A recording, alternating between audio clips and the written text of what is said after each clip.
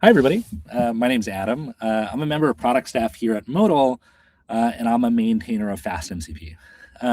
So FastMCP is a Pythonic framework for building MCP servers. I'm not going to presume that everybody here knows what an MCP server is, so I'm going to cover that here in a second. I'll just say that we've been around since maybe the beginning of MCP. I think it came out on a Thursday, and we put out FastMCP that following Monday. If you use FastMCP in the official Anthropic SDK, we contributed that, and we cut like a second and then third major version of it that we actively maintain. That really it just kind of devoted towards how do we make a really nice ergonomic SDK for folks to add context and tools to their agents. And so I'm going to talk a lot about MCP, and I'm going to use the word I a lot. FastMCP is built by a pretty vibrant community of hundreds of contributors. There's a few core maintainers, and so a lot of this work is, I'm going to say I a lot. If you go look at like the GitHub contributions to FastMCP, Jeremiah, the founder prefect where I used to work, is probably responsible for like 99.9% of them. Some combination of him and a fleet of Claudes. And so if you want to learn a little bit more about like the full history of FastMCP, encourage you to go check out. We recently did a podcast with Software Engineering Daily, and we'll send the link after this if you're interested in just like hearing the kind of long form story of FastMCP. So as I said, I don't want to presume that folks know a lot about MCP. So either you're an expert, and then this will be like a charming walk down memory lane, or maybe it's the first time that you've heard about this.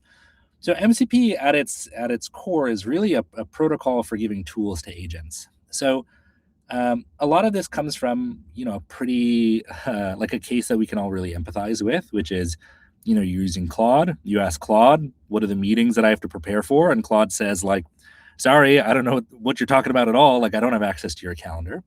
And if you say like, what was the revenue for my company in the last 30 days? It says, I have no idea what you're talking about. It might like try and Google your company or something like this. But at the end of the day, these either like chat clients that we use or more proper agents that we build, a lot of them don't really have the data or context that they need in order to answer a lot of the questions that we want to field them. And so MCP was really a protocol designed for how do I stand up my own tool sets, or how do third parties stand up their tool sets in a way that I can plug them in interoperably to every single client, instead of having every client responsible for building bespoke integrations for every tool set that it wants to integrate with. So the promise of MCP, and I think one of the reasons why folks got so excited about it at the beginning, is it was really this promise of like a define once, use everywhere. So if you define your tool server with MCP, then that means that Claude can work with it, Cursor can work with it, your agent, can work with it. And it means that you don't really have to build these bespoke integrations one by one. And on the server side, it means that you can work with other MCP servers. So like I can either build my own bespoke server, like server tools. I can like, give a few server tools and then proxy some from some of my favorite upstream providers. But really, this is all about interoperability, because they were really trying to solve this ecosystem problem, which is, you go back 2 years ago, and what did it look like? It looked like if you were trying to integrate Google Drive with the agent ecosystem, it meant you'd have to go talk to somebody at LangChain, and then talk to somebody at Crew AI, then you'd have to talk to somebody at Anthropic, talk to somebody at OpenAI. And it meant that if you wanted to get your tools integrated into where people were using agents, you would have to like call up like, 10 folks just to get your integration out into the world. And so I think that interoperability piece, I think, is what drew a lot of folks into it. One of the things that drew Jeremiah and I to MCP land is actually we thought it was a very good orchestration primitive.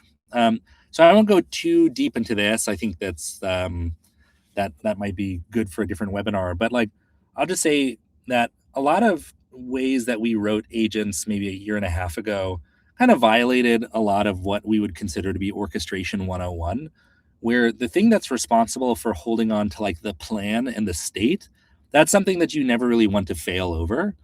And so in most engineering practices, like if you're building a distributed system, you're building an orchestrator, what have you, there's always this design principle that you want to separate the control plane, the thing that's responsible for holding on to the work to be done, from the data plane, which is often the thing that's responsible for going and doing the work. And so MCP really made it easy to bring this like age-old design principle to the design of agents, where agents, if you squint, really look like the things that's responsible for holding on to state in the plan. And these tools tend to be the risky things, like not risky like CISO risky, but risky in the sense of like if you're trying to do data analysis, you might accidentally download a large CSV and try and load it into a memory in a machine that's under provisioned for it. And when you do that operation, you don't want to go crash your agent that has to like start from scratch or something like that. So that was really the promise of MCP. But frankly, at the end of the day, like an MCP server is just like a big bundle of tools and then a transport for figuring out how to consume those tools. And so this is, there's a lot of details to what the spec ends up looking like. But really one of the design principles of FastMCP is to like hide all of the bureaucracy of MCP and make it feel like you're writing, good old classic, idiomatic Python. And so what it looks like to, I'm going to give you a contrived example. So my contrived example is I want to go and provide an addition tool to my large language model. This is obviously contrived because LLMs are very good at addition, but just for the purposes of this example, really trying to figure out like what does it actually look like to take a tool and give it to a model.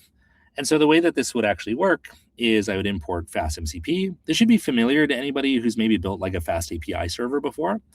So I go and initialize a server, and then I can just go decorate my like favorite Python function with this mcp.tool. And what this does is this creates a server that I can either run like locally in studio mode, where it's like a standard in, standard out bridge, or I can go host this remotely. And so I'm going to share the repo where all these examples are coming from. So you can like take these examples, make them your own, and go deploy them.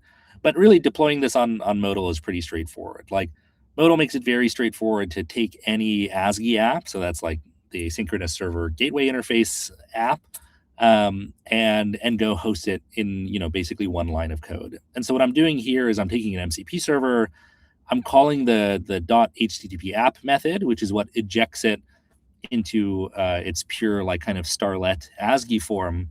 And then now I can go host it on Modal the same way that I would go host like a Fast API app. And so when I go and deploy this, I'm actually going to get a URL, and I can go put that URL into Claude. So I'll show you what this actually looks like. So I think I had it preloaded in here as one tool. So if I go here and I say like, can you add 7 plus 9 or something like this? Let's see if it does it by itself. But I just kind of want to show, use the server we have. So I promised that this was going to be contrived. And so you'll see what happens here is it says Claude wants to use add from one tool.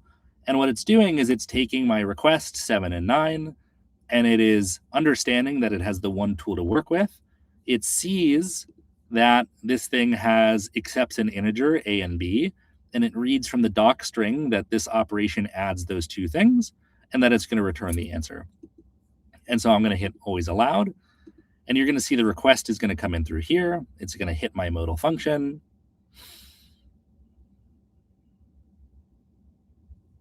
And what did it do? It added, and its response was 16. And so using the connected one tool server, 7 plus 9 is 16. So this is contrived. Obviously, like we didn't need a tool to do this, but I wanted to show you kind of what the actual flow looks like when you use an MCP server in this way. So let's think about what actually happened. Is Claude asked the question of like, it called the tools list method against my MCP server, which asked, what are the tools that are available to me? The MCP server responded with the catalog, and it came back with the add tool and its associated schema.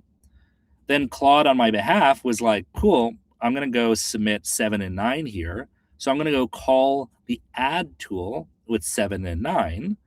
It hits the actual function add, which returns 5, and then my MCP server returns 5. And then now that answer is injected back into Claude's context window as a tool result. And then Claude comes back to me and says, well, 7 and 9, it adds to 16, or 2 to 3 in this illustration adds to 5. So that's what happened in one round trip. So what this actually looks like, behind the scenes is, when I call like the tools list, so my LLM client is asking, when it tries to ask the question of what tools are available to me on my server, this is what it responds with. It says, I got a tool named add. The description of it is it adds 2 integers. Here's the actual like JSON schema of its input. So it accepts a dictionary with an A and B keyword argument, both of which are integers, and both of them are required. And so when I call tools list, it's going to return this for every single tool.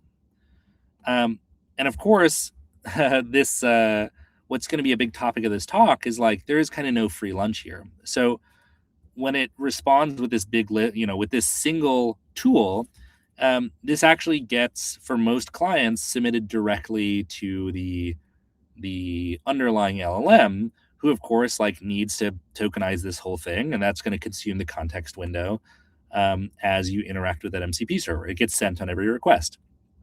And so what that means is that like, behind the scenes, you're seeing like a JSON payload of the tools.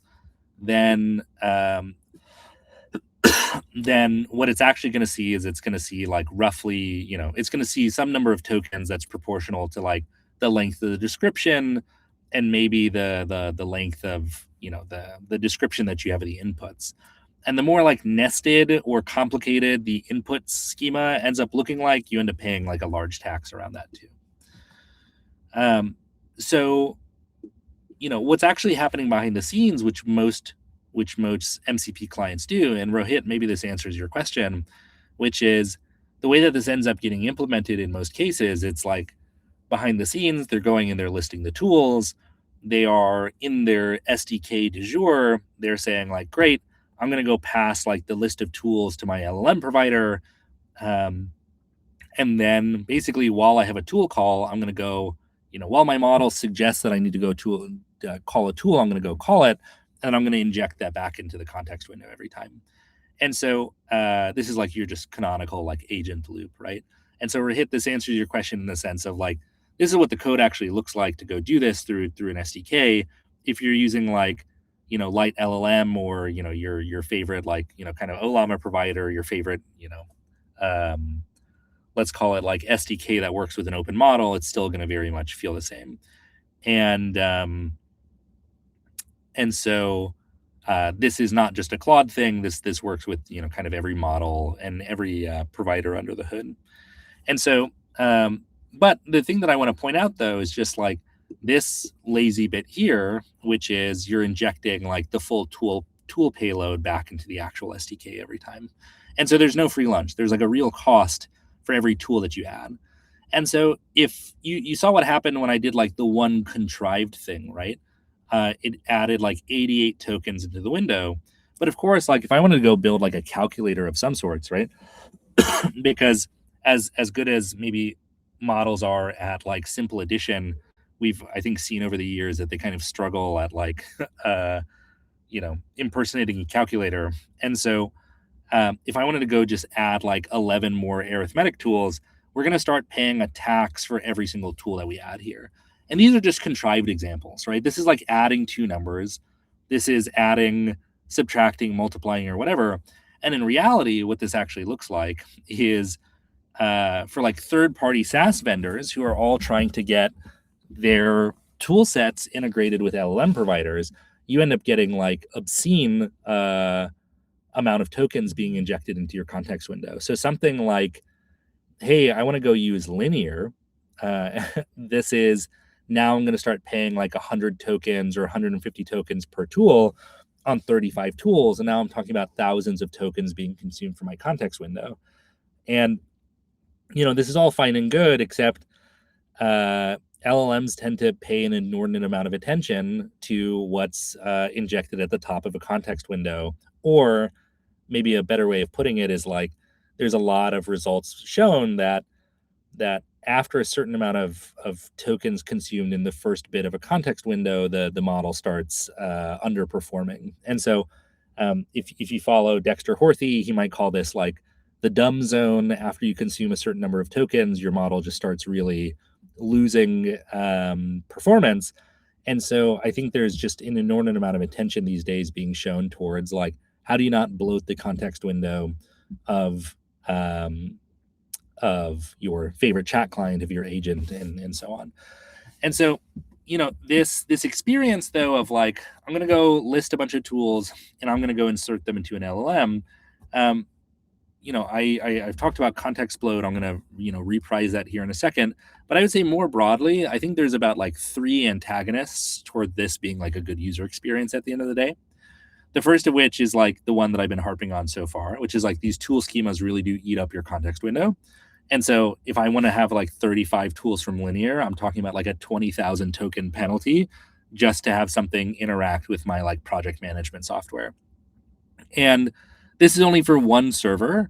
And so if I'm trying to have an LLM like orchestrate calls between servers, because I'm actually trying to get it to do a workflow, this now just becomes kind of a non-starter, right? If I'm trying to get something to like read my email and then my Slack and then create tickets for me, I'm now talking about like a fixed 100,000 token penalty before I even start asking the thing a question, right? And so I'm basically guaranteeing that my model is going to be dumb the second I want to start talking to it. I think the other thing which tends to, in my experience, be like worse for UX, but often under talked about, is the serialized tool calling bit of it, which is models tend to call tools one at a time. And so if I'm trying to ask it to do, a pretty complex operation, like first go do this, then depending on what the results of this is, like go get this team from a Linear. Then for all of its open issues, I want you to go and perform this action on it. That's like potentially calling the tool like 30 times in a row. And you saw the performance on even that add one, where it added something like 4 or 5 seconds of latency. And that's really just like Anthropic system. And so if you're doing like 40 tool calls in a row from a chat client like this, you're talking about like your entire chat window being bricked for something like 2 or 3 minutes at a time. And it's just a really bad user experience. And, I think for the shrewd folks in the audience, like maybe, or the pedantic ones in the audience, they might point out that like, well, some models do parallel tool calling. But again, it's what you often want is you want to be able to do like almost like a directed acyclic graph or like a DAG of tasks. And so the parallelization bit is good, but models can get kind of lazy at the number of things that they choose to parallelize. You may ask it to do 20 things and it'll parallelize 5 of them and then ask like, cool, like I'm done. Do you want me to continue?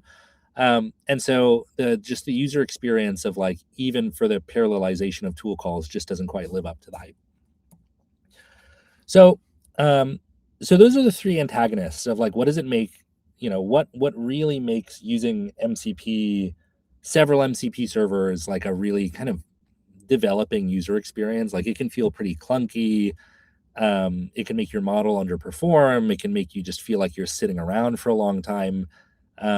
And so what I want to do is talk about like, what have people been doing to defeat this bad user experience? And so, I talk about like a brief history. MCP is like a year and a half old at this point. So it's still a very short history, but like, I'll just talk about what have folks been doing in the last year. I would say the first people that I think, there's this thing called Stigler's Law, which is, the person who the thing is named after is probably not the person who discovered it, right? And so I'm going to say that like Block is the one that did this. I'm sure that there was like a dozen people before them that discovered this thing, but Block is attributed with the first one to kind of go mainstream and talk about it. So Block really came out about a year ago and was like, well, look, we've got tens of thousands of API routes that we don't want to expose as individual tools. So what we're going to do is we're going to take our entire tool catalog, and instead of sending all of those along the wire, we're going to expose like a search tool. And that search is going to go search over all those tools. It's going to return back a tool, and then your MCP server, or sorry, your MCP client can just go invoke that one tool. And so the search is go, for my 35 linear tools, it's going to say like, great, go get me the create issue tool. Then it's going to come back, and then it's going to call that create issue tool like 20 times. And so this was very good for like the dynamism bit, but this didn't really solve the like serial execution-y bit. So then what came out next? Then Kenton Varda, who's claim to fame, I think, is like proto-buff at Google, who went to Cloudflare, sort of put forward this thing called code mode, which is really like kind of inspired by some of his work, just working on like RPC methods more broadly, which was like, okay, what Block did with search, that's a good idea. But if we really want to get past the serial bit, then what we need is the ability to like execute programs over tools. So what we need to be able to do is to say like, LLMs are inordinately good at writing code. So what if we let them write code? Why don't we let them say, var whatever equals the ID that you get back from calling team, and then for item in that list of items, go and call this other tool. And this was, I mean, frankly, like a great idea, but when it first came out, it was proposed client side. So this was, we have to run untrusted code. And so where's the best place to run untrusted code? Well, your client should be the one to go and do that, right? Is like, I don't want to take on the burden of executing untrusted code as a server author. I want this to be, I want to take on that, and I want to shift that burden onto my actual client. They should take on the risk of executing untrusted code. But what's totally unsatisfactory about this is that as a server author, you're trying to make sure that all of your clients get a consistent experience, right? And so this is kind of like the unfortunate bit of MCP, which is as a server author, you end up having to cater to the lowest common denominator of clients, because clients can all choose to interact with the protocol differently. And so when folks used code mode on their client, this was great and they had a great experience. But as a server author, maybe less than 0.5% of people were consuming it via code mode. And so the problem, nevertheless persisted. Last October, Claude started shipping. Claude is maybe, I think at the time, maybe 75% of like all clients that people were using to call MCPs. And so they shipped dynamic tool loading and search in Claude Desktop, and Claude Code. And so that was really kind of carrying on to Block, which was, how do I not load all those tools into context on the first bit? How do I search? And then how do I inject those tools dynamically when they need to be called? And that was good, of course, but really what we're trying to move towards is like, how do we do things on the server so that as a server author, I can guarantee that my users have a consistent experience? And that's where we really get to where we are today, which was Matt Carey, going on from Kenton Varda's work at Cloudflare, kind of pitched this vision of, well, the only reason why we couldn't do code mode on the server was the ability to execute untrusted code. And so as long as we have a good primitive for executing untrusted code, then, we can bring code mode server side and let folks execute arbitrary programs instead of having to call these things one after another. And so that's a little bit of what the rest of this talk is about. So what code mode really looks like at the end of the day is kind of what I talked about, which is instead of loading all your tools up front and then calling those tools one after another, it is great. I'm going to give my agent the ability to search over the backend tools, and then I'm going to let it submit to me a program that I'm going to go execute in a secure way server side, and I'm going to execute that in a single tool call, and I'm going to pass back the results. And so instead of doing 35 tool calls, I actually get to say like, great, go call this tool to get the issues. For each one of those issues, go save an issue with like this priority or something like this. And so I want to talk a little bit about how this is built between Modal and FastMCP. So to do that, I think just a quick crash course on FastMCP, which is the architecture of FastMCP really has two things. It has providers, which are sources of tools. So we've seen so far that you can build a tool by like decorating it. You take your favorite Python function, you slap an mcp.tool on it, and now that gets registered to your MCP server. You can also proxy an existing server. So maybe I want to take tools from Linear. I want to combine them with some tools that I wrote myself. I can decorate some tools. I can proxy upstream to Linear. Or, we have a whole like slew of like conveniences as well. If instead of proxying an upstream server, maybe I want to build an MCP server from a backend like OpenAPI schema. But these are really providers are a way of like supplying tools to a server. And the other bit that we have in FastMCP is really around transforms, which is like, cool. So I've gone and I've collected dozens and dozens of tools. I don't necessarily want to go and expose all those tools to the world. So what I'm going to do is I'm going to like rename some of them. I'm going to hide some of them dynamically. I might like give people the ability to filter them. And so I can start off with those 35 tools that I've sourced from my providers, and I can transform them in a way so that my clients end up seeing like a different or maybe smaller subset of them. So what code mode does is it lets the model write a program that calls your tools by treating your existing tool set as a provider and then authoring a transform that only exposes a certain number of tools to manipulate them.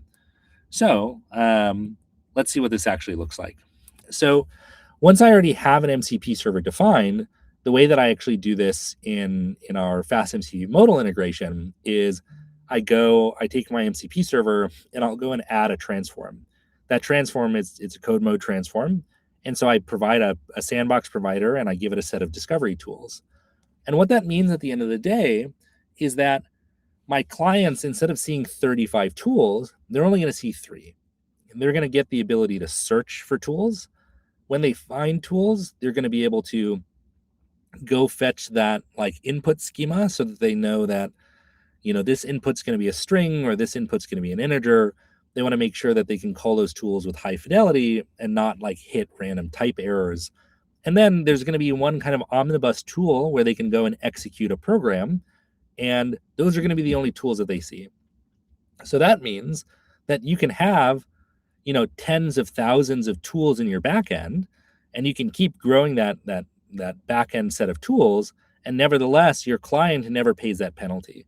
And so it means that the marginal cost of intelligence for every additional tool that you add is, maybe it takes longer to search, but nonetheless, it means that you're not just bloating everybody's context window as you add more tools. And so in this integration, it all runs in a modal sandbox.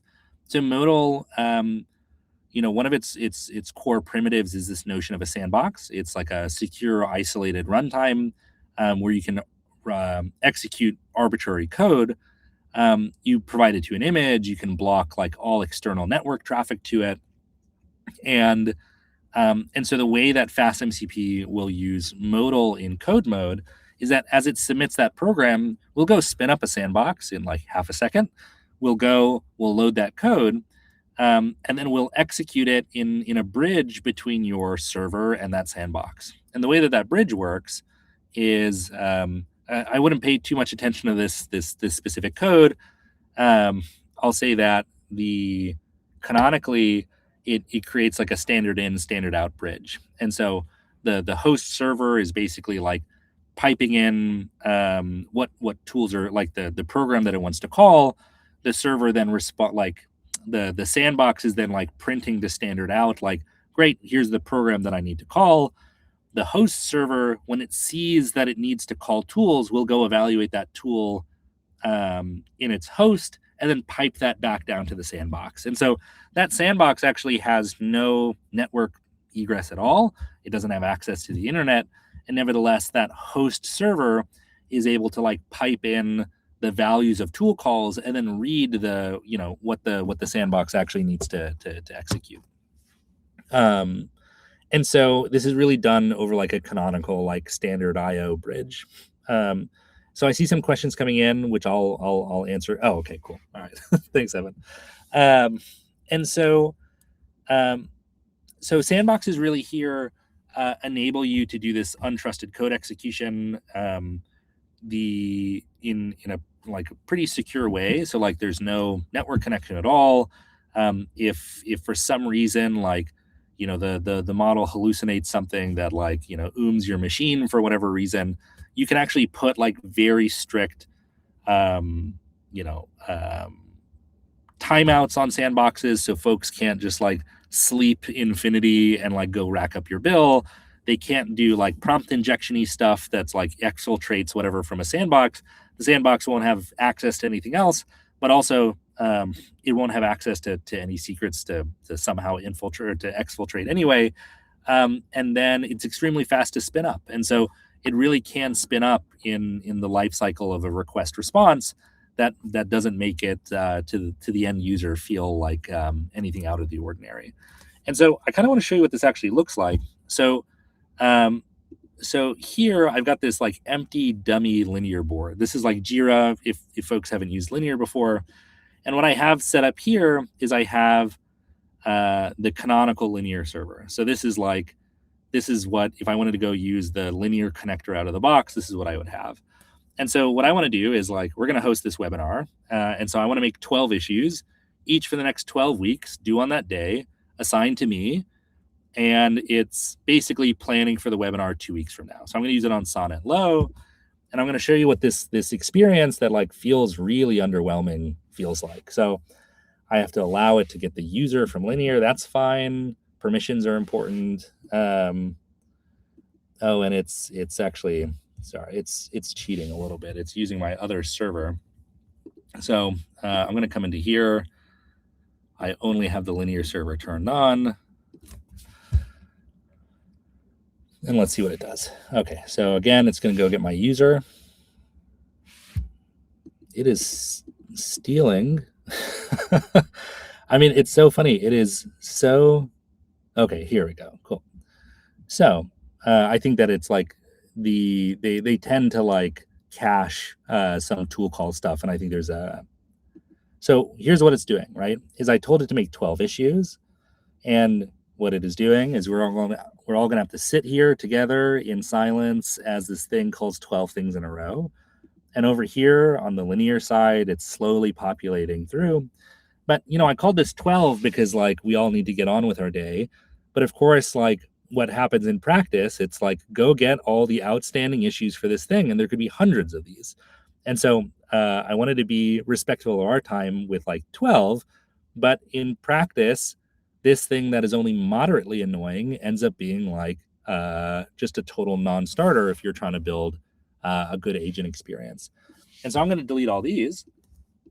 And then I'm going to show what happens in a bit more of this new world. So I'm going to come here.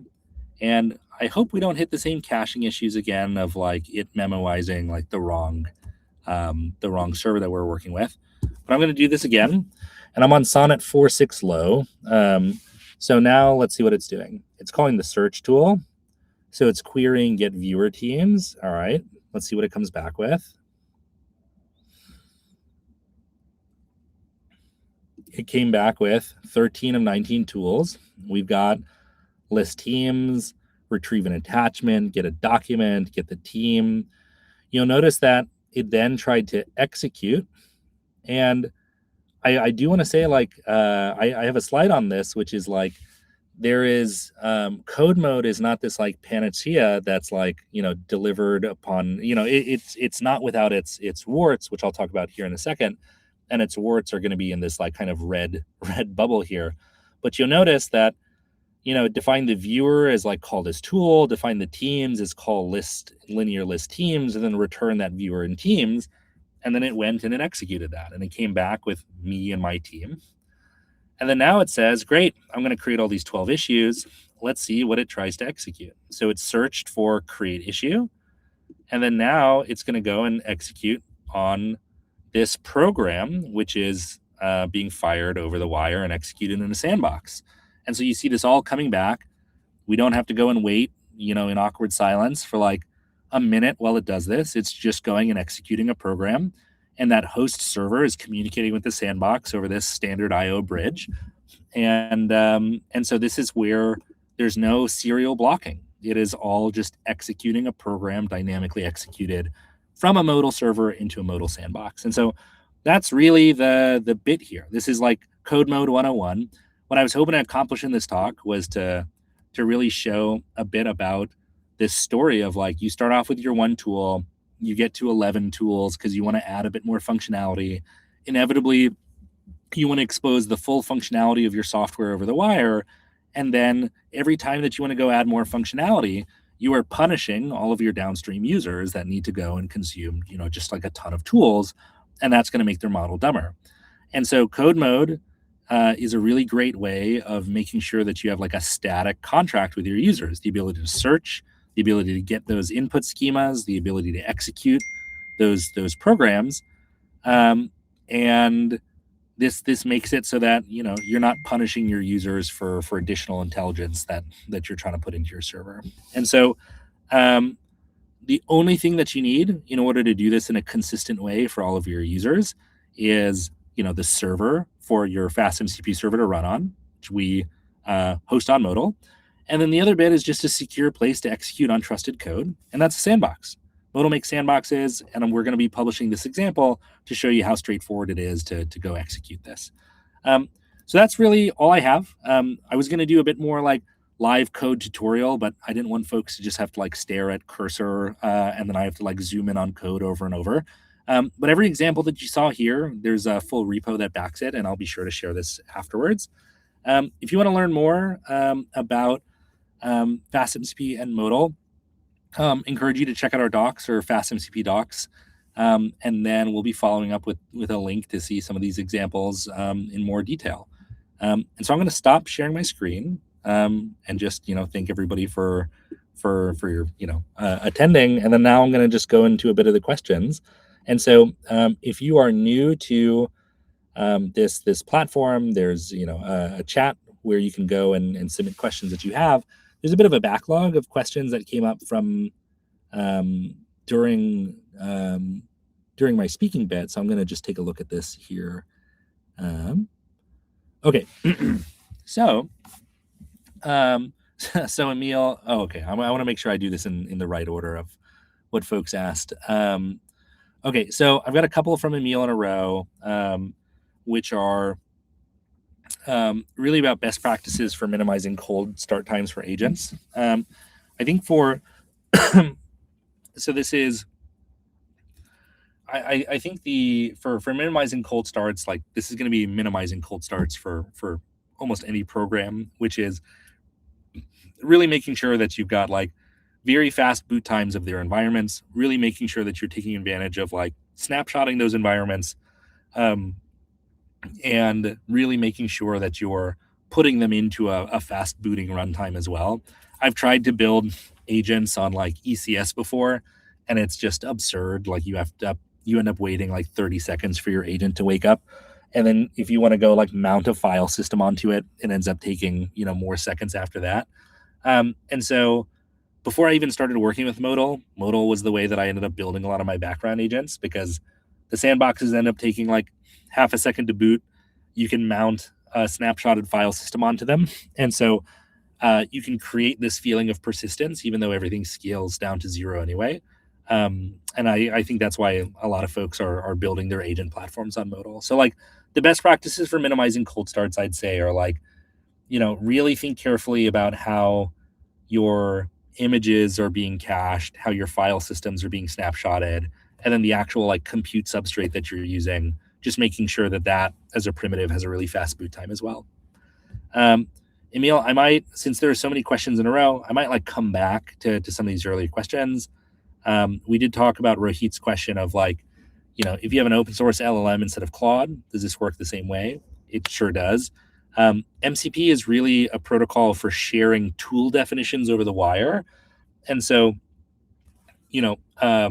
as long as your underlying LLM supports function calling, that's probably where you're going to see success. But otherwise, like there's some open source models that haven't really been taught to call functions will have a hard time, um, dealing with a manifest of tools to call. I might say that you'll actually, I think, broadly have more success with code mode for open source models, in the sense of like many open source models, they may not have been, you know, um, explicitly trained to call tools, but many of them nonetheless are still very adept at writing programs. And since code mode is really like, we're going to just totally eschew the notion of tool calling, and instead we're going to think about this as a code execution problem, you might actually, Rohit, end up having more success with open models through this code mode approach.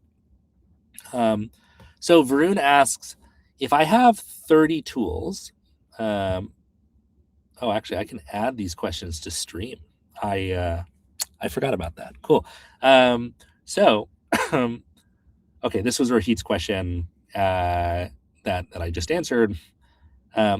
If I go with Varun's question, if I have 30 tools, MCP client, does it see all 30 of them along with the tool descriptions and then chooses one, right? So,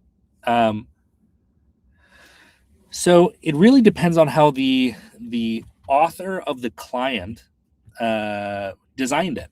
So MCP is maybe to its detriment almost totally unopinionated with how those tools are actually exposed to the underlying LLM. So a year ago, Claude, OpenAI, Gemini, what have you, they all took that giant manifest of tools and shoved them all into the context window.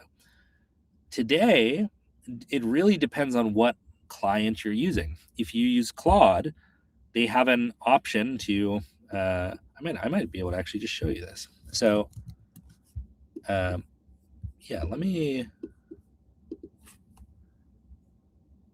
why take my word for it when I can just show you a bit more explicitly? So, like, here's even an example, like I have to add my thing to stream. Sorry about that. So if I go in here and I go into like my connectors or what have you, notice that when I go to tool access, even Claude now gives me choices, which is, do I want the tools always loaded, so chats compact more often since the tools are always there, or do I want to load the tools only when needed? And so you're starting to see from more and more clients that they're treating this as a design choice. And so it's not always the case that all 30 tools are seen by the LLM always. That is a design of the actual client. Oh, you can't see the screen. Okay. Well, luckily, okay. So maybe what I'm going to say then is I'm going to stop sharing that screen. I think that I had the question on and was trying to share. Luckily, if you go into Claude and you go into connectors, then when you go and you select like tool strategy, the point is that today Claude gives you some customizability on whether or not the model will see all the tools or not. And so the point I'm trying to make is like that a year ago, everybody designed it this way. The protocol itself doesn't prescribe for how tools make it to the underlying LLM. So it's a design decision of the client to make. But most clients do it this very lazy way of injecting all the tools into the client. And so this is usually what I design around.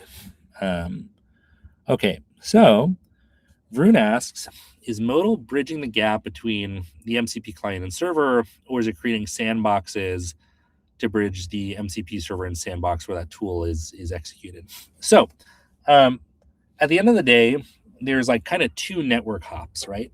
So when we asked Claude, like, what's 7 plus 9, what it did is it had this static representation of the tools from your MCP server, and it said, boy, what I really want to do is I want to call the add tool. So it makes one execution to this modal server, and it's connecting with that server directly. When you do code mode, and it says, great, I want to execute this program, it's going to send that program serialized to the server.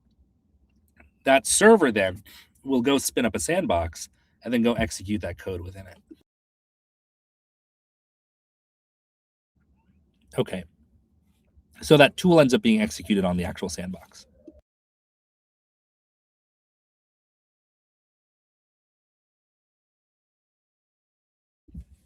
All right. I love this question from Emil. Durability. So does FastMCP have durability built in or durability for code mode? So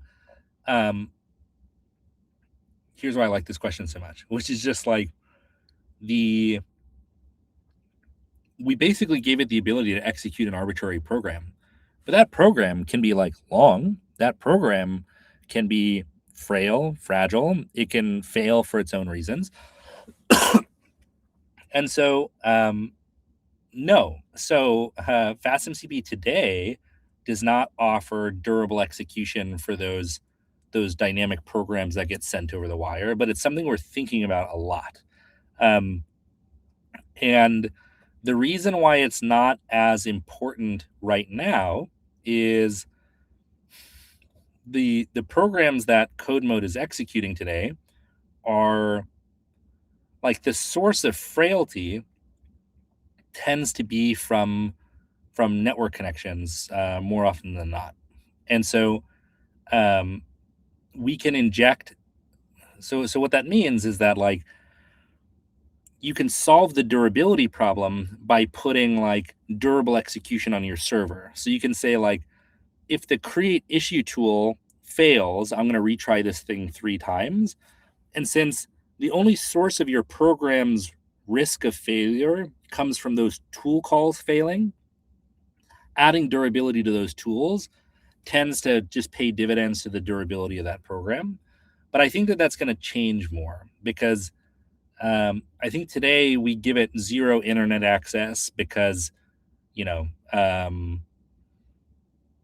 because in a world where like security is spooky scary, we just decided to like turn off the internet for everybody. But I think that as people start doing more interesting things with code mode, you'll want to be able to give it access to connections that aren't just calling upstream tools. And I think that's where you're really going to have to start thinking a bit more about durability. And so, Emil, I think you're asking absolutely the right question. The answer today is no, and my answer is a bit of a cop out, which is add durability to the tools and the programs will become more durable. But I'd really like to see more durable execution be brought to programs executed via code mode. Okay, so Varun asks, how is this search actually being done? So giving a user query on an MCP client, how is the client being exposed only to a subset of tools? How's that subset being determined? It's a great question. Out of the box in FastMCP, we ship BM25. And that is just a design decision. It's the default choice. When you go implement a code mode transform, as we saw the code for, you can go implement whatever search strategy that you want. We've got a lot of users that don't, lean on our default out of the box, BM25. They want to go build semantic search. And so their search layer will, actually semantically search over their tools rather than just relying on BM25. And so we ship BM25 out of the gate where when you go deploy your server, we just go build that index real quick. But if you want to deploy something more sophisticated, FastMCP makes it just super composable, extensible, so you can go build your own search strategy as well. Okay. Emil asks, are we going to send out credits to attendees to play around with this? This is my favorite answer of all of this, which is what you just saw today. I think that entire example cost like 10 to the negative 3 cents to run, something like much obscenely cheaper than that. And so for all folks that join Modal on our free tier, we give away $30 a month.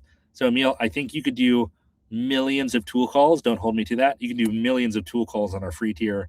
So I don't think we're going to send out dedicated credits, but within our free tier, I think you could call this server to the end of time.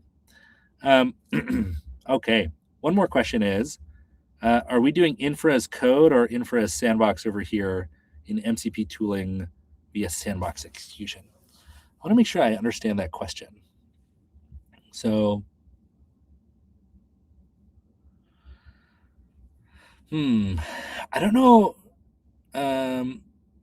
Chatnaya, if I understand the question as asked. So maybe I'll ask to give a bit more clarity in the chat, and then I'll hop back onto it here in a second. So Call asks, can the sandbox reduce the need for different tools? So with the calculator example, could it just use arithmetic expressions with Bash and Python for non-tool related code execution? Yes. So this is like the contrived arithmetic operation, I think is absolutely right. Where I get very excited about sandbox code execution is you can like put I've seen some of my favorite implementations is like they'll actually like make a tool only available to the sandbox, which is basically like an agent that sits on the server that the client doesn't see. And so I'll give you an example, which is, you might want to have a tool that edits an essay for tone. And so as a part of code mode execution, it'll send some commands down to the server, and then it might need to actually start like executing a draft, but like it might need to have some intelligence in the loop server side, because it's not going to just be this like programmatic, you're not going to be able to deterministically write a program to go improve like an essay draft or something like this. And so what you'll do is you'll make an agent available to that program, and then that agent can go and like write drafts onto the sandbox and edit them, and it can have its own little scratch pad. And so Call, I might see if I can include an example like that in the repo that I put out, which is that Sandbox is really, really good, of course, for like, you can do Bash, you can do arithmetic expressions in it, but you can also treat it as like a full agent sandbox if you need to start introducing like some fuzzier bits inside of the programs that you're trying to execute.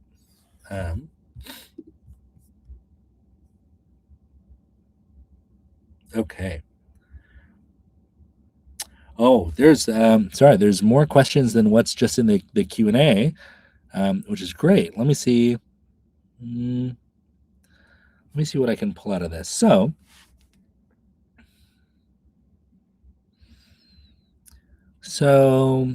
Philip asks, how do you think working with agents might change over the course of the year? Watching how AI is developing, it feels like AGI might not be that far away. I think around when I think about working with agents, I just see more and more of their like execution being pushed to the background, and now we're like kind of focusing on like how do you develop systems to actually like push tasks to agents rather than even like prompting them into the background as well. And so I think that like working with agents is going to feel a bit more. I don't know if folks ever worked with like, you'll have like a remote team where you communicate with them only via Slack, and then you come back to like a PR and a design doc that you review, send it back over the wire. Like, I just think that